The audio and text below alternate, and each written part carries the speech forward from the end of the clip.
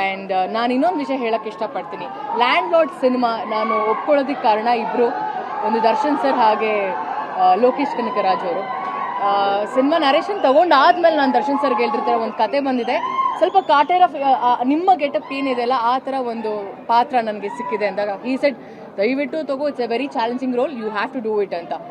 ಹಾಗೆಯೇ ನಾನು ಲೋಕೇಶ್ ಅವ್ರ ಜೊತೆಗೆ ಹೀಗೆ ಒಂದು ಕಾಮನ್ ಇಂಟ್ರಾಕ್ಷನ್ ಆಗ್ತಿರ್ಬೇಕಾದ್ರೆ ಈ ನರೇಶನ್ ಬಗ್ಗೆ ನಾನು ಮಾತಾಡಿದೆ, ಈ ಥರ ಒಂದು ಪಾತ್ರ ಬಂದಿದೆ ಅಂತ. So he just ask me like what's happening, ಯಾವ ಸಿನಿಮಾ ಮಾಡ್ತಿದ್ದೀರಾ ಅಂದಾಗ ಐ ಜಸ್ಟ್ ಶೇರ್ ದಿಸ್, ಈ ಥರ ಸಿನಿಮಾ ಬಂದಿದೆ, ಈ ಥರ character. He said if you want to be versatile, ಆ ವರ್ಸಟಾಲಿಟಿ ತೋರಿಸ್ಬೇಕು ಅಂದಾಗ you have to select this film ಅಂತ ಹೇಳಿದ್ರು. ಸೊ ಅವರಿಬ್ಬರಿಗೂ ನಾನು ಸಜೆಸ್ಟ್ ಮಾಡಿ ಇನ್ಸಿಸ್ಟ್ ಮಾಡಿದ್ದಕ್ಕೆ ತುಂಬ ಥ್ಯಾಂಕ್ಸ್. ಇವತ್ತು ಆ ಒಂದು ಸಿನಿಮಾ ನಾನು ನಿರ್ದೇಶಕರು ಹೇಳಿದ್ರು ಹೀ ಈಸ್ ವೆರಿ ಹ್ಯಾಪಿ ಅಂತ.